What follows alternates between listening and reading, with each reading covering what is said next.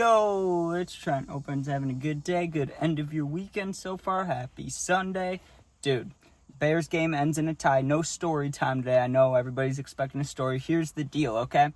For the NFL season, anytime the Bears play, which is normally Sundays, but they have a lot of primetime games this year, I'm going to make a Bears video afterwards, right? Or an NFL video, whatever you want to call it, football video. But every other day will be normal story times, all that. But today, we are talking about Bears versus Dolphins, ends in a tie, and the Bears coaching staff is light years ahead of where they're at last year. Or, the coaching's just better.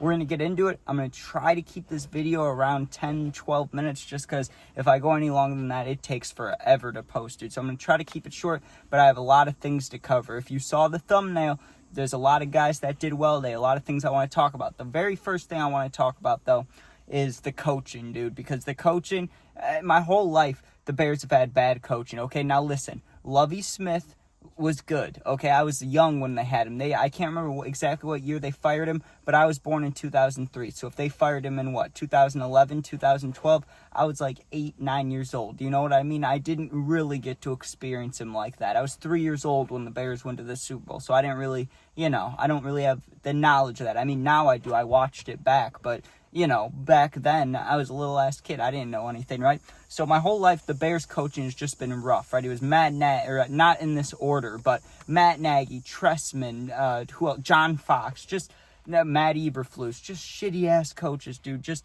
horrible coaching. And last year, right, I just want to compare it to last year. I could compare it to many years, but I'm just going to compare it to last year, right? And this is just one game. First of all, on offense, dude, all the plays look similar, which is amazing, right? They talked about it in the broadcast, but also I was able to see it pretty quickly. And I'm not trying to brag, oh, look, I know about football. I love football. I've loved it my whole life. I pay attention to things, right? Every play looked similar. And what I mean by that is they do I don't know the exact formation name, right? But what almost looks like just an I formation, right? An I formation type of formation. I don't know the exact, maybe 12 personnel. Is that 2 tight ends? Whatever, right? They run the ball 2-3 times, then they hit a play action. Then they come just straight off a center, no play action pass. Then they run it 2 more times. Then they hit a play action, you know what I mean? But it all looks the same, and I loved it, dude. Just because with Matt Eberflus, you knew what you were going to get. You're going to get a run on first down. Then if that run does, more than 2-3 yards, you're getting another run. Then they'll throw a screen on third down. That's how it felt when Eberflus was coaching. Now, I know Shane Waldron and Getsy, those guys messed things up as the offensive coordinator. I get that. But as the overall coach, he was allowing it. It was all bad, okay? And then on defense, especially, Matt Eberflus, dude, I could go off on a 20-minute rant about this, but I'll make it quick. Dude, all he would do on defense, we never fucking blitzed. We never ran man. We have not the best, I won't say the best, but we have at least a top 5 DB group in the NFL with Brisker, Gordon, Jalen Johnson, Tyreek Stevenson, minus the Hail Mary. I'm just saying, and Kevin Byard. We got dogs back there, dude. Absolute dogs, okay? And Matt Eberflus would never let them cover anybody one-on-one unless it was like Jalen Johnson. It would just be zone defense, right? So let's say it's 3rd and 15. You know what their defense would be? Back up to the sticks, the first down, and just stand there. So they wouldn't even, know if they could just throw a shallow cross and all they have to do is beat a linebacker or 2 first down, dude. And it would happen all the time, and it pissed us Bears fans off because we've grown up with everybody, no matter what age you are, the Bears defense blitzes, dude. We hit people, we strip the ball, we get turnovers. We're known for our defense, right? And to see last year that we barely blitzed except on random third downs where it didn't even make much sense, right? To this year, to just this game, dude, you could just see how the defense is going to look. We ran man coverage about 85, 90% of the time. I really didn't identify much zone coverage out there. And 80% of that 90%, dude, was blitzes. And I love that because it reminds me of 2018 with Mac and Danny Trevathan and Robert Quinn and Akeem Hicks. They would just rush down, and it looked like that today with Austin Booker, dude. We'll get to him in a minute, but I just love to see us blitzing and really just looking for the turnovers on defense instead of just settling and looking for the tackle. You know what I mean? Now, there's one thing I'll say quickly because it's my only negative from the day from the Bears, right? My only negative is they need to have better special teams covering kicks because every kick that they kicked off, right, every time Santos or whoever kicked off the ball, the Dolphins would return it to like the 40 every single time. That pissed me off. They made the kickoffs harder, dude. Just fucking tackle him, like, come on. Pissed me off. Anyways, though, besides that, let's talk about the guys that I thought did really good today. First of all, because we just said his name, Austin Booker, dude. 4 tackles, 3 sacks, 4 more QB hurries, and then a strip sack, right, which turned into a fumble recovery for another team. Or not another team, another player on the Bears, dude. Absolutely beautiful. Last year, they kind of hyped him up, saying this could be a guy that, doesn't get a lot of hype, but is going to do good. And he really didn't do anything. He'd play, but he really didn't do much. And not to blame him, he didn't have much help, Like, we had Jervon Dexter and, what's his name? I can't remember.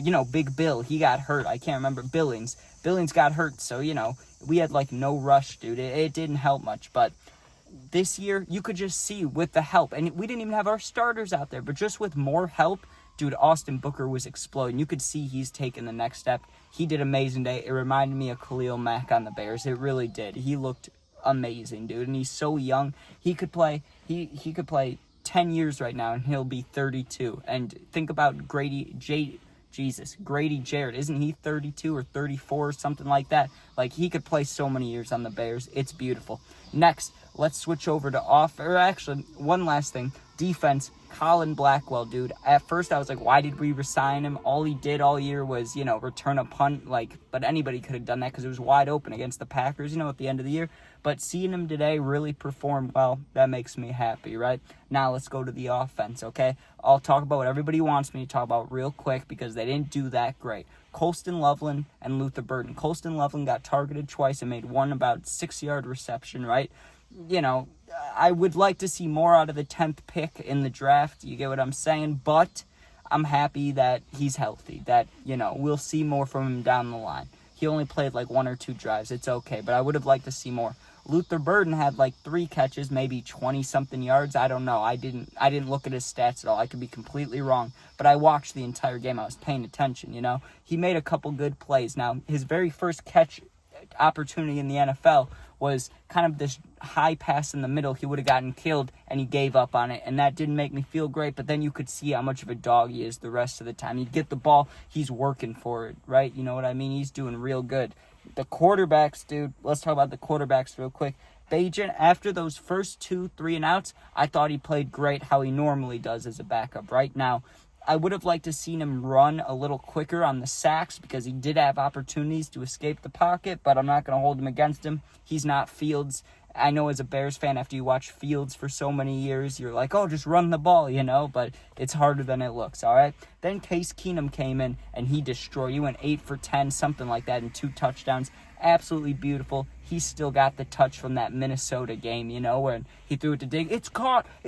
Diggs down the sideline, That's exactly, he still has the juice, okay? It's beautiful. I love it. Next. Dude, Austin Reed, the game ended in a tie, right? If Austin Reed didn't come out there, if they left Bajan or Case Keenum in there, I bet the Bears win the game, but I'm not holding him against him. Austin Reed was a fan favorite on Hard Knocks last year, so we'll see how he does. And finally, the final piece I want to talk about because I was very proud of this man. 7th round pick out of Rutgers, dude. Kyle Monangai. What a running back, dude. Are you kidding me? He's a beast. First of all, he trucks people like Marshawn, and it wasn't his very first run in a preseason game. He trucks a dude. His second run, he trucks a dude. His third run, he breaks 2 tackles and trucks a dude. And he's got patience, too. He's like a mixture of Marshawn Lynch and Le'Veon Bell. And then he's also really fucking fast, the fastest running back in the draft. So it's just crazy to see him, dude, how he just is patient, trucks guys, and is so violent. I love to see it. Overall, as a team, I think we look a whole lot better than last year and previous years just with our operation and, the way the coaching is. It's really the coaching, okay? And you could see that the players, they have no choice but to work hard, especially if most of them, I'm sure, want to be a Bear. But if they really want to play, really want to be a Bear, Ben's going to make him great, dude. And Ben Johnson, just before I end this video, him getting hyped on that very first drive when the Bears stuffed the Dolphins and him flexing and watching him yell and get hyped up and get mad and really coaching. Do you know how many F-bombs I saw come out of his mouth today? Probably like 6 or 7 just on the TV screen. I love it, dude. I love it. I love the passion. Eberflus never did that shit. He just stood there like a goddamn turkey. He just stood there like, do I call timeout? I don't know what to do. He looks stupid, right? But Ben Johnson, Dennis Allen, I like it, dude. The other coaches, too, Richard Hightower, the other guys, I know who they are. I'm just, Declan Doyle, there's other guys. But they all did well today, I thought. There was a couple plays that, didn't go great on defense because of all the blitzes. You're going to give things up eventually. If you run zone all the time, you're going to have a blown coverage. So I'm not mad at it. Overall, I think the Bears played a good game. I think we did play better than the Dolphins, even though the score doesn't show that exactly. But putting up 24 points, I'll take it, dude. Santos made a 57-yarder beautiful, and we'll see how it goes next week, dude. But I'm happy with the Bears' performance this week. I am. I think it shows progression from last year. They talked about how everyone's balling in camp, and we just had the practice Friday against them. If the game was that practice, obviously our starters would have beat them. We destroyed them at that, when all the starters were playing at the practice. So I'm not worried about it. We'll see how we look next week. But overall, if you're wondering, preseason, what does it really mean to me, at least, this is what I say. The result of the games don't really matter, right? What matters is the operation of how everything works, the coaching, because, you can be good with your stars, but put other people in there running the same things and they do well, that means you have good coaching. And third of all, it's really just who wants it the most, because you can see the guys that want it the most. When they really try, dude, you can see it. Trust me, in preseason, if you see a guy and you're like, oh my God, who is that guy? He's working hard, he's running hard, dude. It's because they need a spot to play, and it's nice to see. And one final thing, I know I keep saying one final thing, but this really is the last thing. The linebackers for the Bears did well today, okay? Ruben Hypolite and Noah Sewell, absolute beast. Glad they're young and can work together. All right, thanks for watching. Hope you enjoyed. Sub, share, like, comment. Check out the other videos, and yeah, go Bears. Comment if you want to. We could talk about the Bears or any team, really. I know a lot about football, so let me know. Peace out.